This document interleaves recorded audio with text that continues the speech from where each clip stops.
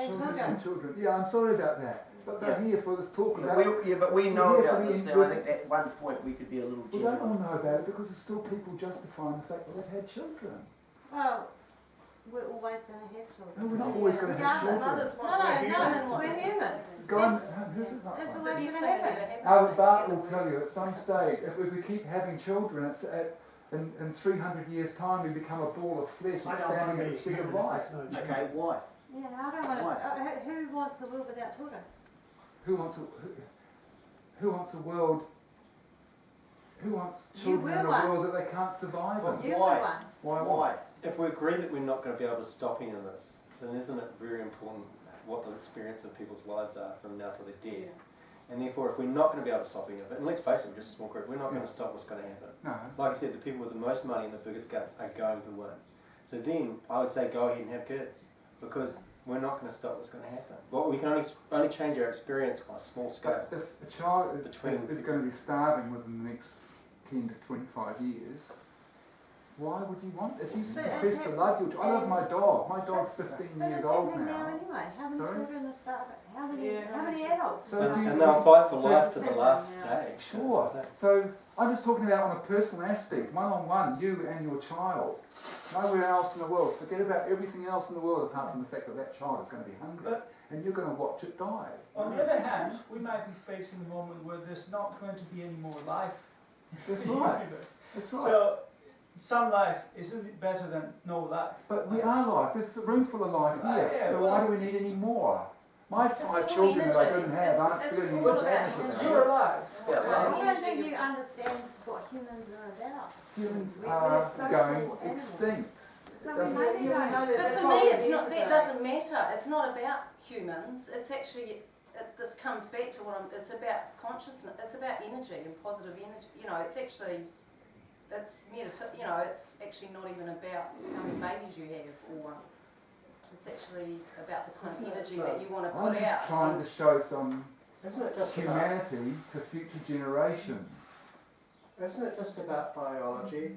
We're animals. Yeah. We are And animals. what do animals do? Animals procreate. And then when they get to a point where they overpopulate That's right. their environment, they die off. I've accepted the fact that some of my that's the kids law might of not live. nature. You can't. I've accepted that that might be the But other. isn't it capitalism that's destroying the planet? It's not Yeah. parents.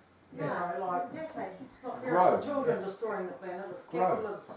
So rather than regulating childbirth, how about we regulate corporations? Yes, that's Absolutely. Regulate gangsters. Rather than stopping people having children, would be a better path be the abolishment of private property and the abolishment of the capitalist system. No, because you still have to feed the children. Well, I think the thing is, who gets fed what in this world is enormously imbalanced, right? 5 million starving. And I can go to the States and I can go to any restaurant where I can have a served enough for 3 people. Enough food is already produced, and I would say that before you can say to people, no, you're not having more children, surely we'd have to say, well, there's not going to be any more super yachts before anyone's not going to have any more children. You can Ban super yachts and dismantle the Green Revolution was actually black because it was dependent on fossil fuels and oil. The population of the planet was 1 or 2 billion, whatever it was. That's because that's all the planet could support without fossil fuels. So we're going back to that point at some stage soonish, and there's 7 billion of us. So who's going to pick? Who's going to die first? Is it going to be the parents, the children, the grandparents? The poor are going to die first if they don't do anything about it. That's what's going to happen. We're the poor Who's people. got the most money is going to be the people that No, they're not, because they have to still have... It's the way of the world. So we can only change on a small scale as a community. That's right, small scale. Our own experience. So we're not going to be able to what control What we small have scale. found today, what do we do with what we have garnered today? We take it back to our communities, you know, the 100 monkey scenario. What do we do with what we've found today and take it back to create change? We don't. We ignore the question and we keep bumping them out. I don't. My kids don't. They grow their own food. We're not off grid, but we've got solar, and you know, they know about how that works, and they understand about wasting water, and I don't think they're all going to die. I think some of us will survive. My father was a refugee from World War II, and his parents died, and he came back to a house that had no walls, and his eldest brother became the patriarch, and they killed birds and they grew their own food and they started selling food to people, and they 50 years later are all successful. They lived and they survived this Armageddon. So if we had 7 billion. And so some of them are going to survive. Some of them are saying, I'm going to teach my kids how to how to survive. They can't survive on a planet that's going to be plus 20 degrees or plus 15 degrees. Yeah, well, that's a little bit beyond my control, but I can do some stuff like get off the moon. It was 100% in your control until you had your children. But I've got 3 kids. I've got 3 kids that I would say are 10 times smarter than I am. Yeah. I can't come up with a solution. Maybe one of them can. Yes. Let's hope. And yes. if I listened to you, We wouldn't have had any. we wouldn't have had any of them. No. And But my chance of hope. we've been breeding hope for. Well, We've been having breeding said it, that, and we still haven't got it, have we? Well, what I want to take away to my community after today is that I'd like to stop this plastic bag thing. You know, I'd like to work towards stopping the plastic bag thing at local, you know, in our communities. How about Stop 20 it. cars in the driveway and That sort of stuff. ships coming in every other month with more of the bloody things? For the How two about dollar that? shop. I'm glad to know there's other people who look at a car and just see a war crime. That's all I see. I see. I But see. the mining, the labour, the But it's everything's employment. been taken. It's employment. You need Eco. employment But for it is those employment. children. And I'm not saying don't have any cars, but they're going to New go around cars. first. The whole That's whole exactly motorcar that's it. industry is just insane. It's like, my what's car the was need made for a in new China car? 3 months years ago, so Walk. it's more environmentally friendly than driving a car that was made yesterday. Depends a lot on how much you drive, and not driving requires expensive housing. No offence to people who have cars, I realise you have to have one, but it's just the need for a new one, like the next year or whenever. We don't even need a new one. Everyone should just have 30, 50-year-old ones. So Can I just say, consumers. I think you're correct in everything that you say, but you're not right. And what's the difference? And simply for the reason that I think that with all of this, that we should just stick with what is, and whatever happens to us, that is our fate. Oh, sure. If you can And there's handle the nothing misery of watching your to child really- starve or be beaten or Well- murdered or whatever, that's cool. Go for it. Well, It's not going to change the outcome whether you have a child or not. I know but that. sitting here thinking about the miserable things in store for us isn't just going to trying make to- a Right, very we positive want- experience. It's not actually mostly. You can say it's a decision, but it's not really a decision because we're animals. It clearly isn't because you're not listening. I want to bring something quite different to the You should conversation. be out there I'm not closing banning it down now. maternity Excuse me, Um, everybody. Let's let everybody have an equal Last say. night, Guy, when when you really laid out the hard data, and you several times talked about the place of the arts, in our lives, and for those of you who've come through the scientific rigour, I wanted to actually raise that also because arts, and the sort of creativity, to me is something that I'm exploring myself, and it's not even a question. There's something in that space that is very important. In New Zealand, during the lead up to the elections, some of the most brilliant kind of and clever comments came from young musicians, who wrote stuff and sang stuff, and it's like it's opening up another whole dimension of our experience, which also brings me to beauty. And just in response, what's your name? Robert? To Robert, when you were talking, I was remembering some months when I lived in Pune studying yoga, and we'd walk down this really poor area along the railway embankment. Their families lived there in these sort of black polythene tents, and they used to. Sometimes we'd go early to a yoga class, and we'd see these children being sent to school, and they'd be just washed under the communal tap. The little girls would have their hair all plaited, and the boys, their hair was slicked back, and they were in their blue and white uniforms. And it was one of the most beautiful things I remember about my whole time in India. these were probably untouchable people, I don't know, but their children were going to school, they looked beautiful, they were beautiful, and the parents made these exquisite chandeliers. Oh, if I could have brought one of them back. And they used to be hanging out on the grass along these embankments, blue sort of cut grass.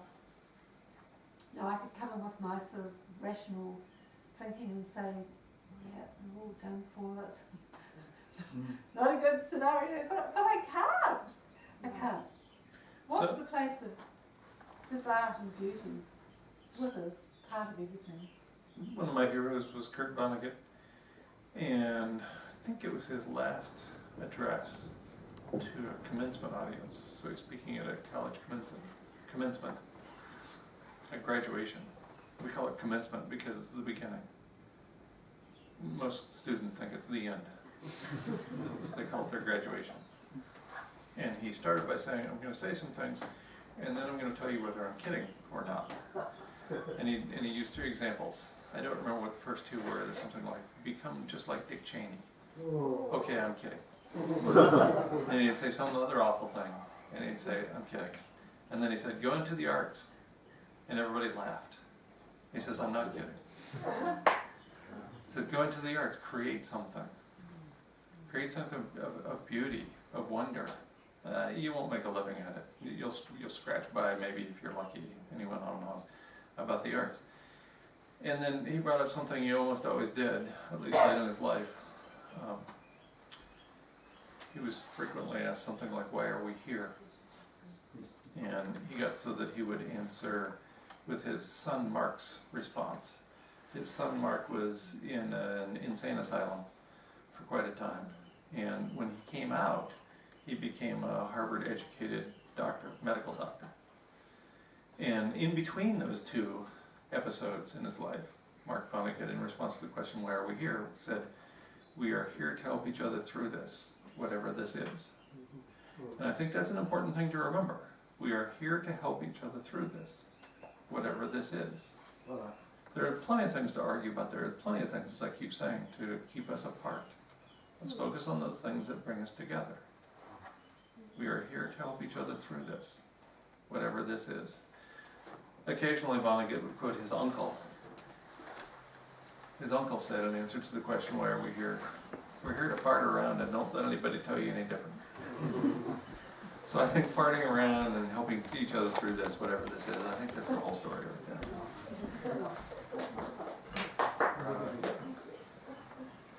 Did anybody watch the, want to get a reference from somebody, did anybody watch any part of the Graham Norton show last night? There was a beautiful young singer on that, I can't remember her name quite. She had this lovely song, which and a lovely manner as well. And the key to this whole thing was Shake It Off. The song was Shake It Off. She was Shake It Off as well. And to learn, it's wonderful, I see, a wonderful display. I've really enjoyed the conversation because everybody's got really serious and down to it and digging things up and looking at them and digging them over again and this sort of thing.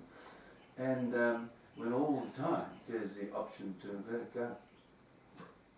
And not only let it go, but let more go, and let more and more go, and let more and more go. And as you do that, then your mind opens. Then the world becomes wonderful and awful and inspiring and majestic and endless. Let go and let go and let go. The more we cling on to a bloody problem, the more answers we're going to produce. And we have a problem, and there's the door. Because there's something we don't know. And we don't know something, which means the infinite is out there. What do? We shut the door with an answer and sit down by it and lock it. And so that we become small again. Leave the question open. And go all forever and ever with an open question about everything. What am I? What is the world? What is anything? What is what? Trouble with actually dealing with these things is we're talking in a language. And the language is both a product of the culture and the constructor of the culture, both, in fact. So all the time, our questions are going to be questions which emerge from the culture Our answers are going to be answers which fit with the culture and will become colonised by it. You can be sure. Isn't that what art and creativity is? Is that you keep asking questions, and even if you don't know what the question is or the answer that you're looking for, you're creating something that is an expression or a question or this brand new idea that you've had in your head that isn't necessarily tangible, but you just have to put it out there and get reaction back from other people. So isn't that where the art comes into the solution? You just have to keep doing that next thing that seems like a good idea at the time. Even if you don't think it's an idea, it's just a thing that you have to do, comes from the spirit, and you need to communicate it somehow and get it out there. And all the time we're doing this and being creative and opening ourselves to ways of expressing or asking questions, then there might be a glimmer of something new and something different that evolves with a different kind of support and a different kind of culture and a different kind of communication that might be a way through to live better or even survive in the future. Because if we start to live in a completely different manner, we might be scurrying around up gullies like rats, but we might be the few that do survive the impending climate apocalypse. Just like there's 44 trees in the Wallamai Ranges, west of Sydney, and they're dinosaur food, and everything else in that epoch was wiped out and is fossilised, apart from these 44 trees. And some of them grow in the bottom of the valley like conifers, and they're great big tall and straight. And some of them grow in the cracks around the top, and they're tiny little scrubby bushes like heather, but they're both exactly the same organism. They've just grown up with different environments affecting them. So are we not here to create the environment that might make things different in the future? Because we can't fix what's going to go wrong, but being open and creative with our future might make the difference in the future.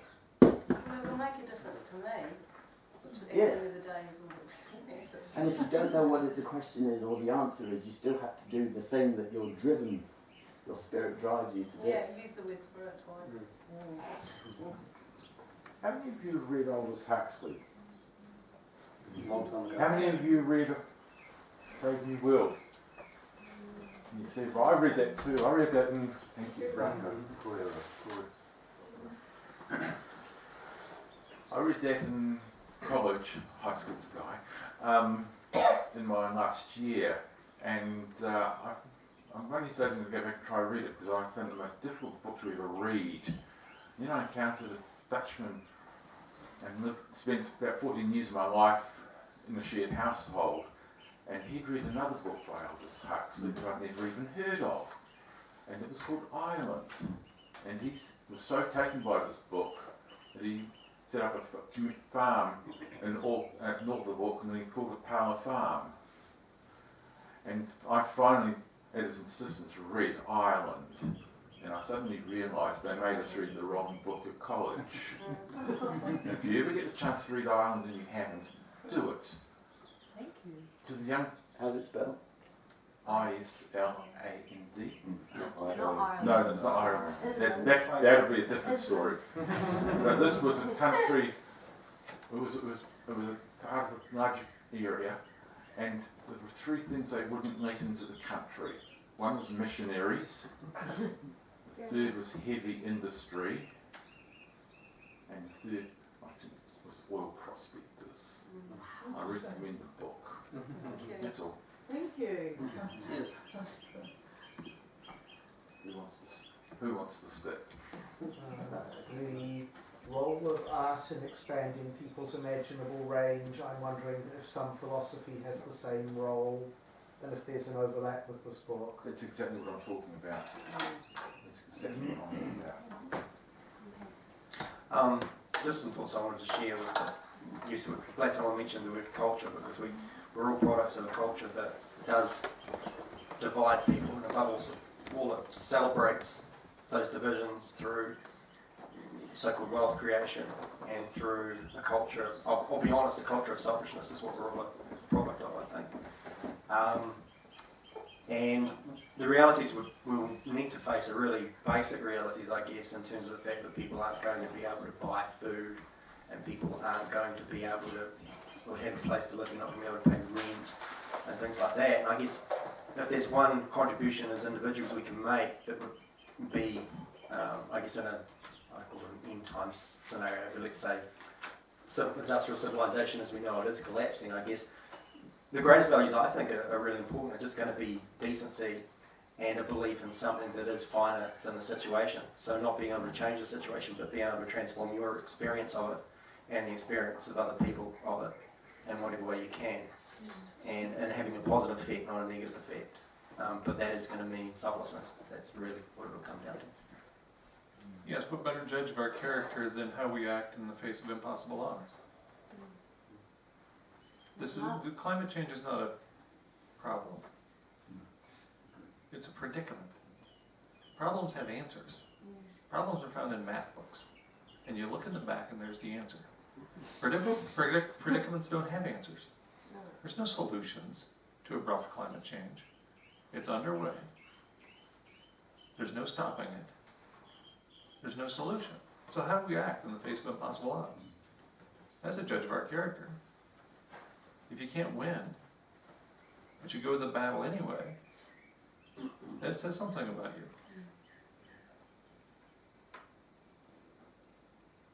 So far, we're mostly just capitulating to culture and going along with the mainstream and doing what everybody else is doing, and is driving the entire omnicide that's underway. That's the easy approach.